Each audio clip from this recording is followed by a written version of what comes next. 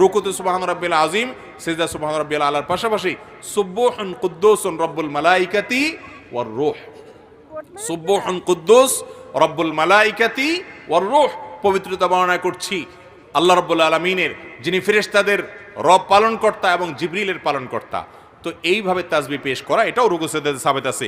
তারপর সুবহানাকাল্লাহুম্মা রব্বানা ওয়া বিহামদিকা আল্লাহুম্মা গফিরলি, সুবহানাকাল্লাহুম্মা রব্বানা ওয়া বিহামদিকা আল্লাহুম্মা গফিরলি, এই দোয়াটাও রুকু সিজদাতে নবী করিম সাল্লাল্লাহু আলাইহি ওয়াসাল্লাম পড়েছেন, যার অর্থ হলো পবিত্রতা বর্ণনা করছি তোমার, হে আল্লাহ তুমি আমার রব, তোমার প্রশংসা আমি জ্ঞাপন করছি, তুমি আমাকে ক্ষমা করো। দারুণ একটা দোয়া, রুকুতে সিজদাতে এটা পড়া যেতে পারে 2 বার 3 বার 5 বার, যতটুকু তৌফিকুল্লাহ পড়বেন। সুবহানাকাল্লাহুম্মা রব্বানা ওয়া বিহামদিকা আল্লাহুম্মা গফিরলি, সুবহান রাব্বিল আযীম আলার সাথে এগুলা মিশ্রণ করেও পড়তে পারেন, শুধু আলাদা করে পড়তে পারেন। আরেকটা আছে সুবহানা দিল জাবারুতি ওয়াল মালাকুতি ওয়াল কিবরিয়াই ওয়াল আযমা, সুবহানা দিল জাবারুতি